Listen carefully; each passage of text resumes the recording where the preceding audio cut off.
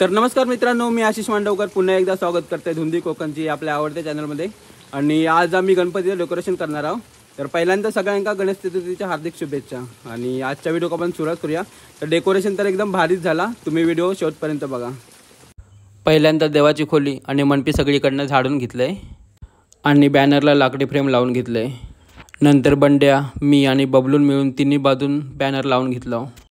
पुण्यातनं डेकोरेशनचं सामान आणलेलं बाहेर काढलंय आणि मी केलं डेकोरेशन करू सुरुवात। तर चला आता आपण आपल्या डेकोरेशनला सुरुवात करूया। पहिल्यांदा घराच्या आकाराचं बॉक्स कापून घेतलंय आणि घराच्या खाली जमीन दाखवण्यासाठी चौकोनी पुट्टो कापून घेतलंय। पुट्ट्याचा माप बरोबर येईल काय तर पुन्हा एकदा मापून बघलंय, तर पुट्ट्याचा माप एकदम परफेक्ट येईल होता।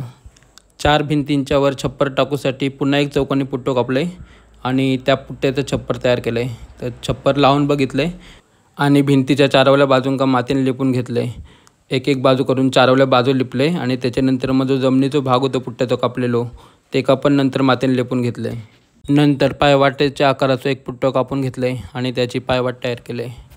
चला तर आता सजावटीचं एक सामान ठेवत घेऊया। पहिल्यांदा मातीच्या आकाराचा जो पुट्टो होतो तो खालती ठेवून त्याच्यावरती घर ठेवला।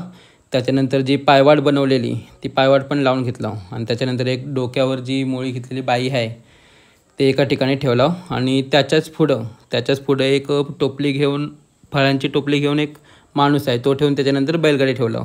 2 बैल आणि बैलगाडी, तुम्ही काही म्हणा, पण गणपतीचा डेकोरेशन करताना एक वेगळाच उत्साह असता। ह्या डेकोरेशन एका दिवसात कंप्लीट झाला असलं तरी ह्याची संकल्पना कितीतरी दिवस, कितीतरी महिने म्हणत असता। कोकणी माणूस जगाच्या खयच्या पण पाठीवर असून दे, पण तो गणपतीक म्हणून गावाक येणारच। ह्यो माझं सजावटीचं छोटंसं प्रयत्न तुमका कसं वाटलं होतं कमेंट करून नक्की सांगा। आणि सगळ्यांका एक आग्रहाचं निमंत्रण की आमच्या गणपतीच्या पाया पडूक आणि मी बनवलेलं डेकोरेशन बघूक नक्की यावा। मी तुमची वाट बघीन।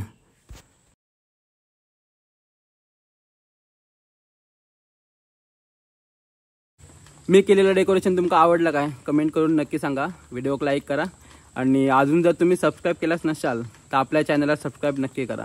चला लवकरच भेटू नवीन व्हिडिओत।